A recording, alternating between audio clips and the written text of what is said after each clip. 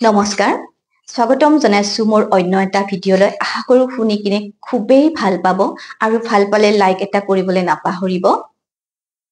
হয়, মই ক'বলৈ ওলাইছোঁ জুবিন দাৰে অন্য এটা কাহিনী। মানুহে কিমান ভাল পালে, কিমান নিস্বাৰ্থভাৱে ভাল পালে ইমানখিনি কাম কৰিব পাৰে।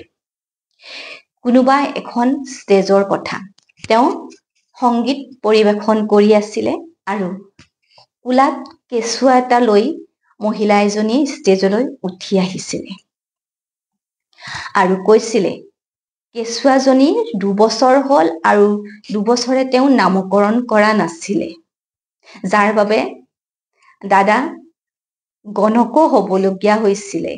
এয়াই হৈছে আমাৰ জুবিন দা। তাৰপিছত তেওঁ মহিলাগৰাকীয়ে জুবিন দাক এটা ছোৱালীজনীক সুন্দৰ নামকৰণ কৰিবলৈ কৈছিলে, মানে গণক হ'বলৈ কৈছিলে।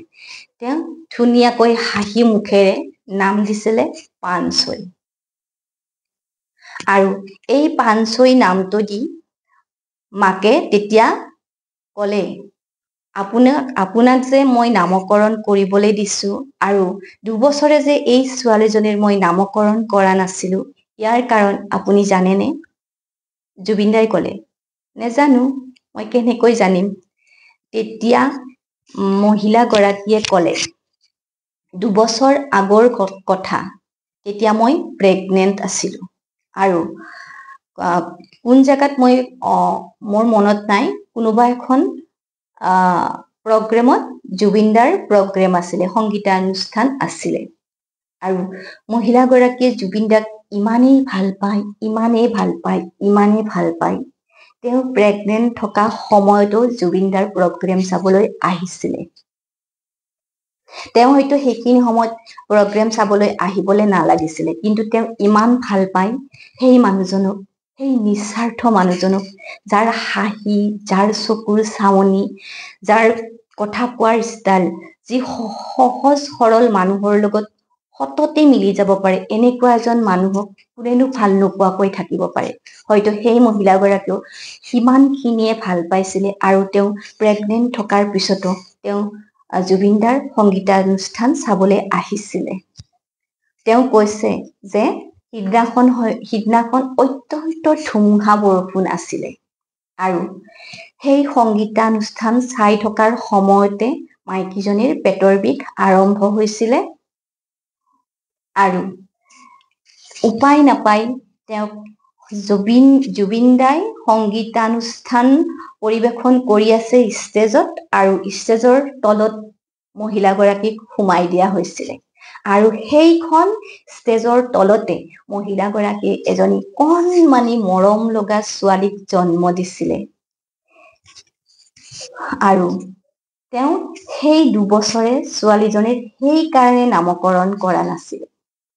তেতিয়া ক'লে যে মই সংগীতানুষ্ঠান চাবলৈ আহিছিলোঁ আৰু মোৰ তেতিয়াই বিষ আৰম্ভ হৈছিলে আৰু আপুনি সংগীত গাই আছিলে ওপৰত আৰু মোৰ কেঁচুৱা জন্ম হৈছিলে আপোনাৰ মঞ্চখনৰ তলত।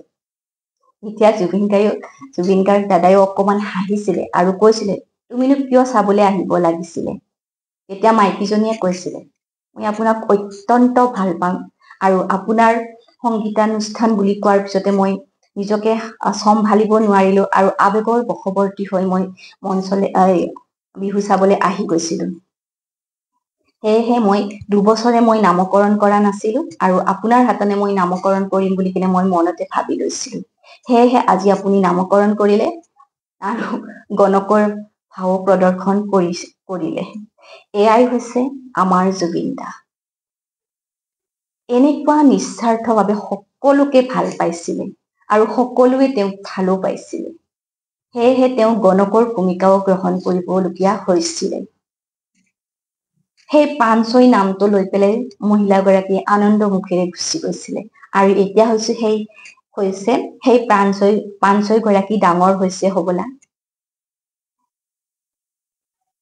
এনেদৰে সকলোকে মোহিত কৰিব পাৰিছিলে নিজৰ গানেৰে, নিজৰ কথাৰে, নিজৰ খুহুতীয়া কথাৰে আৰু মানুহৰ মাজত তেওঁ বেলেগ শিল্পীক এনেদৰে আমি গীত পৰিৱেশন কৰা হয়তো কোনেও দেখা নাই, যিয়ে মানুহৰ মাজত গৈ সংগীতানুষ্ঠান পৰিৱেশন কৰে। সেয়ে হয়তো তেওঁ মানুহৰ মাজত ইমান আপোন, ইমান প্ৰিয়, ইমান ভাল পাব পাৰে, ইমান ভাল পালেহে মানুহ এজনক নিজৰ ছোৱালীৰ নামকৰণ দিবলৈও ক'ব পাৰে। আশা কৰো শুনি কিনে ভাল পালে। যদিহে ভাল পালে লাইক, শ্বেয়াৰ আৰু ছাবস্ক্ৰাইব কৰি দিব, কমেণ্ট কৰিব, লগতে থকা বেল আইকনটো প্ৰেছ কৰি দিব।